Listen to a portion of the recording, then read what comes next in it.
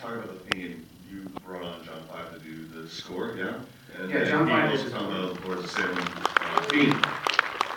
Yeah, John was easy to work. I mean, obviously John's easy to work with. I work with him all the time. But he, I wanted somebody who would understand the idea of doing a really simple melodic score.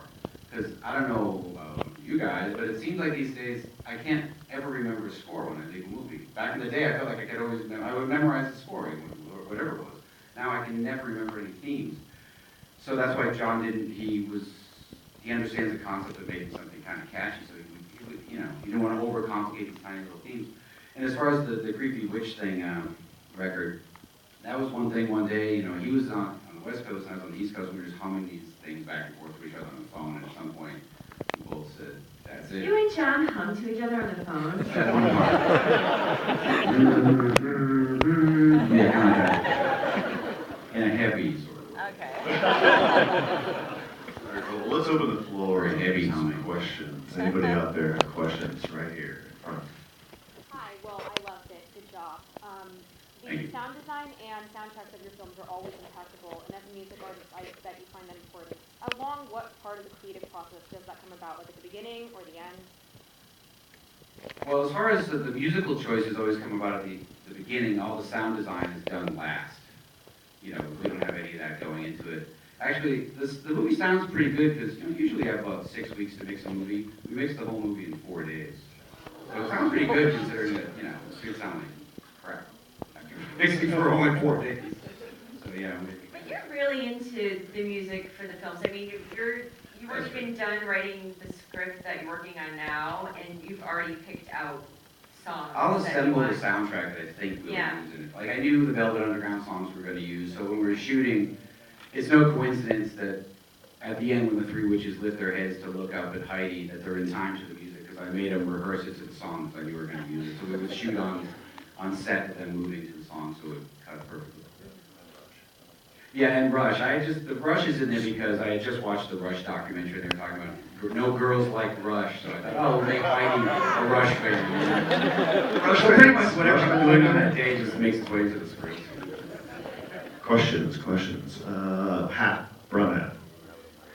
I noticed in a lot of your work, you use a lot of symbolism and reference to the spiritual self-realization of evil. And I want to know how you personally feel about that, from your point of view as far as your work is concerned. I think you've thought about it more than I have. Hopefully. I don't know. Truthfully, I don't have an answer for that. I don't think I've ever thought about it. Let's see. All right.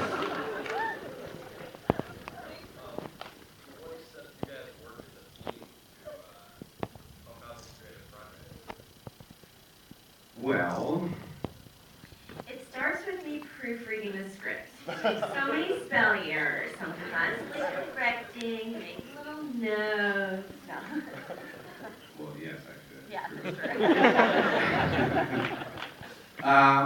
It's like anything else. I mean, I'll sort of write the script in a vacuum, and Sheri will have a vague idea what I'm doing, but I won't let her read it that far in advance because I feel like it doesn't make sense. I don't want her to know way in advance of the other actors because I'm going to change it a million times, and any actor, they'll wrap their head around something and then obsess on it, and then you can cut it all out of the script anyway. So you want to save that surprise for when you're actually shooting and you ruin the part that they signed on to play. So yeah, that's usually how it goes. Terrible answer. I was also wondering if Sheri would mind signing this, and you've actually signed it for us. Well, then I don't have to worry about it. It's all on her now. Right up front here. I usually hear other people do this, but I'm going to do it now. I have a two-part question. One is, I remember seeing photographs back in the White Zombie days of you with the Brazilian director, Coffin Joe, and I'm sure you must have had an idea that you wanted to write films yourself, so I'm just wondering if you discussed that with him, or what kind of advice or input he gave out to you. And I also noticed your distinct sense of humor in your films, and I'm just wondering, what are your comedy influences? Well, Coffin Joe didn't give me any advice because he only speaks Portuguese. So that didn't. I mean, he just did a lot of shouting in Portuguese, and we just looked amused. That's all I got from him. But I could feel what he meant. I could feel what he was trying to tell me. And what was the other part? Was part two? I noticed a distinct sense of your humor in your films. So I wonder what your comedy influences? Well, I never thought about it, that I had comedy influences since I'm not a comedian, but I mean, I just... Yeah, but you're so funny. I don't know. Marx Brothers are obviously. I mean, I love the Marx Brothers. I love Woody Allen. I love, Bob Hope. But I mean, anything's funny. I like just like anything else. Much like the French, we love Jerry Lewis. Steve on the Jerk. What can you say? I wanted to ask you really quick about the creations that Wayne Todd made. The big hairy beasts. You can barely register what's on screen, but yeah, I have a feeling Wayne was thinking the same thing. He spent a long time making. Is there a face on it? I can barely register what. Thanks for coming in and nitpicking it to death, Rob. You don't even photograph it so anyone can see it. Yeah, no, we spent a lot of time. The first thing that Wayne made was the little guy, which we didn't forget what we called him, the little guy. What's that? That's good. Tiny Baby rapist devil? Tiny Oh, I like baby rapist devil. We'll go with that. But I had found a picture of an actual baby who had his eyes popping out of his head and he was born with no skin and it was disgusting. And I said, Wayne, this is it. I sent him the email and the picture and it was really funny because one time he told me, he was like, I've been working on this thing out there, sculpting it, and it's the only time I ever felt like I wanted to throw up. Fucking disgusting. I think Wayne's right there. Hey, Wayne. Oh, hey, Wayne. Wayne, stand up. Credit for your work. Wayne, thanks, artist. Well, as you know, it was Wayne who reminded me of Lords of Salem, so if you really liked it, he reminded me of it, and you didn't like it. It's all his fault. Tiny rapist devil. Tiny rapist baby. Yep. Baby rapist. Was there a nickname for the big behemoth Bigfoot thingy? Maybe we should make that up right now. I don't know. Roger in the suit. Yeah. Do we have a name for that? Everyone calls it Bigfoot. Yeah, well, the big thing was we made this huge, squid dong hanging off of it. You can't see it that good. It was disgusting. It was kind of like the baby squiggly thing. That's the thing that got lost in the translation, unfortunately. You can freeze frame it and maybe lighten it up in Photoshop. For the internet or something. Right here with your hand up. Let's see. I understand that some footage you shot was made in this film, like with kudos here and Sid Haig and... Yeah. I think more stuff didn't make it into the film than actually. More actors were cut out of the film than actually worked on it. Yeah, there was a lot of wacky subplots going on in the film. I had this weird, Frankenstein versus Witchfinder movie that was just part of a contest that was taking place at the radio station, and we filmed some scenes of that with Udo Kier and Clint Howard as his hunchback companion, and Dan Roebuck as the Frankenstein running amok in Witchfinder times. But the movie took on such a somber tone that it just seemed ridiculous. It just didn't cut. And then there was some other stuff. There's a little bit. I mean, Sid's still in the movie a little bit, Michael Berryman, but there was a lot more pre-story that took place in 1697 with Richard Lynch, who was actually playing Jonathan Hawthorne, and Andrew Prine, who now is playing Jonathan Hawthorne, was playing a different part, and then that stuff related back to other things, but then Richard Lynch died. So that subplots made no sense because we couldn't finish them, so I just had to cut them all in the movie. So it was sort of a domino effect of things weren't making sense, so people were just getting cut out of the movie. Weird shit happens on every movie now, I'll tell you what. Waving fiercely all the way in the back. I saw a lot of Stanley Kubrick influence on this film. Did you that? Well, yeah, I mean, in a sense, yeah, I mean, yes and no. I mean, there weren't that many movies that me and Brandon, the DP, really watched that conveyed what we're trying to do. I mean, Kubrick's the obvious, one with the symmetry and the slow movement of the camera, but a lot of the Polanski stuff, some Argento stuff, but not really that many things really had the feel of what we're looking for. It was bits and pieces from different things. I think it's just the hallway. Whenever you see a hallway, everyone goes, oh, shit. There's got to be another hallway in another movie other than Shining, right? Maybe she's always. Wait over here. Okay, my question is, aside from this movie, are you planning on doing another Super Visa movie? Because that's personally my favorite. I would love to, but there's no plans. You should think about it. Oh, I thought about it. It's hard, but Yeah, know, and Tom Papa calls me up every once in a while. He's thinking about it too, but, no, I mean, I would like to, but I don't think we're gonna do it anytime soon. Did you ever consider revisiting Devil's Rejects territory? Oh, yeah. Well, I have considered it, but, yeah, but see, this is the thing with a prequel. Everyone you love from the movies wouldn't be in the prequel. I know. So then you would go, this new guy playing young Captain Spaulding sucks. So this is a lose-lose situation. That's the thing with the prequel. And then everyone that's in the other movies will just be mad at me. But I always think about revisiting it, but truthfully, the reason we never have, and I feel like time's running out for doing it, we probably won't, is just Lionsgate just doesn't really care. You know, they own it, so we'd have to get them to want to do it. They've sort of changed as a company, even though they sort of built that company on those type of movies, they really don't care about them anymore, so they're really not interested in it. Changing of the guard over there. Yeah, so. Right here, up front. So, what comes after this movie? I mean, what are your plans in the movie industry now that you've completed this one? Well, the next movie is called Broad Street Bullies, and it's kind of different than this one. It's a hockey movie. It's a true life film about the Philadelphia Flyers in 1974, winning the Stanley Cup, and it's a long story. And I know that people that don't like hockey are like, oh man, but it's a fucked up cool story. It's kind of like Dirty Dozen meets Boogie Nights on ice.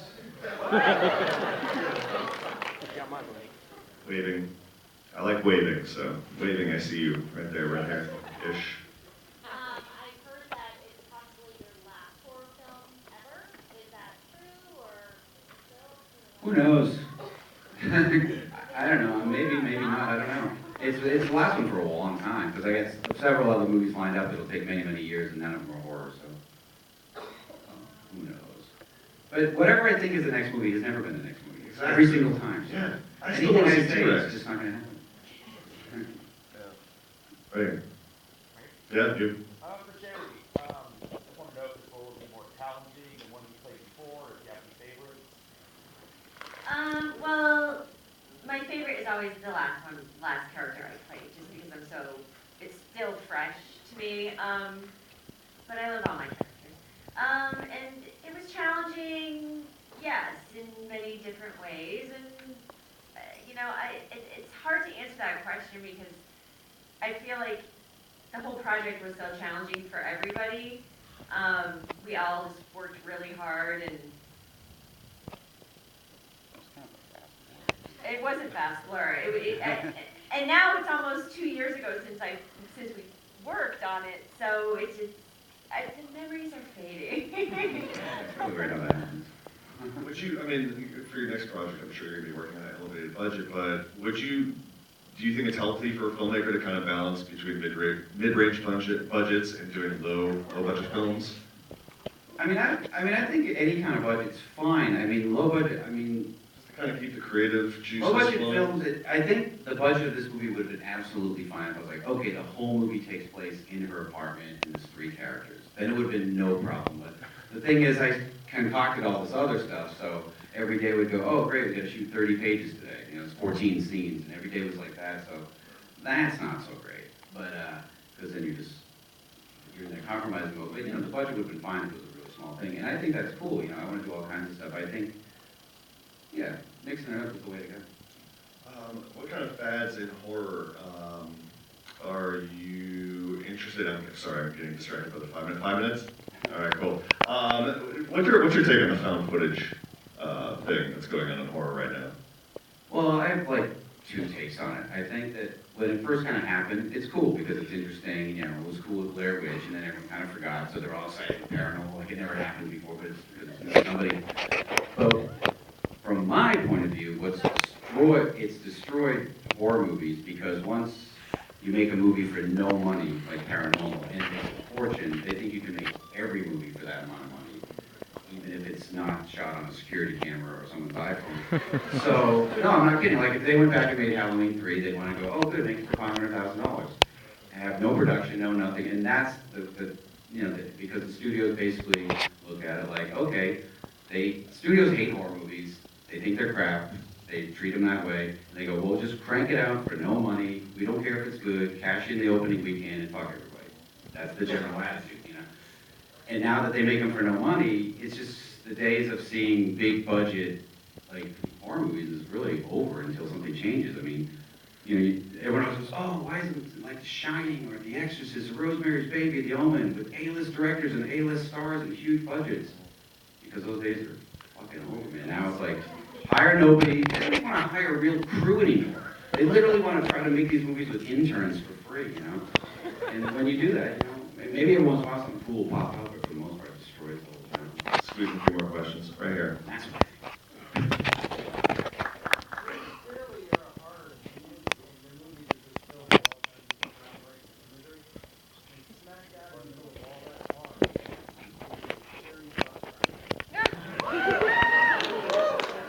horror, Sheri horror and Sheri Well, I realized ever since Roger Ebert mentioned it, when he reviewed Devil's Rejects, gave it a thumbs up, it became the good luck thing. Whenever it wasn't there, it was a problem. So that's true. Let's see, blue shirt. What advice would you give someone who wants to start out horror movies now? Say what you just said. Don't do it.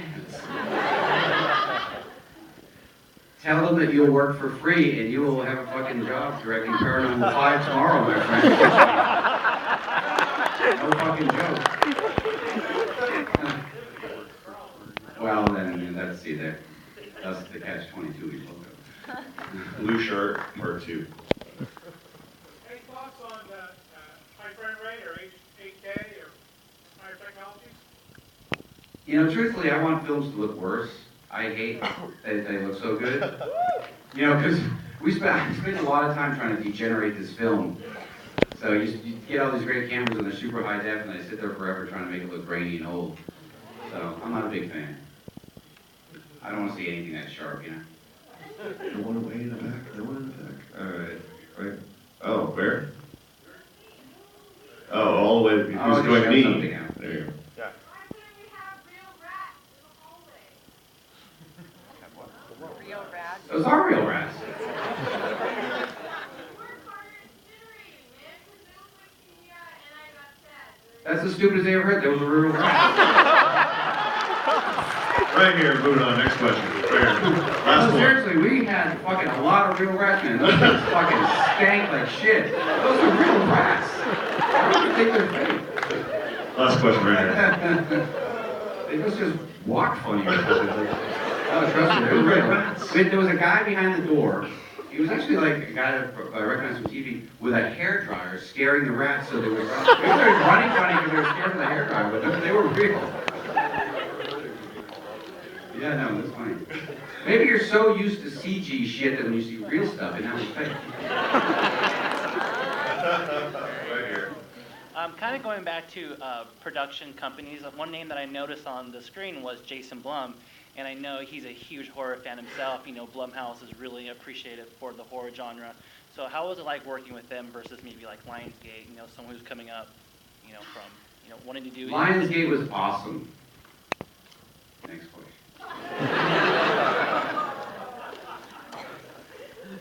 Right here, last question, for real. Well, first of all, you guys all rock. Sheri, I love you, so awesome. And have you I don't know, can you skate really fast and grow a mustache? All right, let's give a round of applause for Rob and Sheri, guys. Thank you all so much for coming out.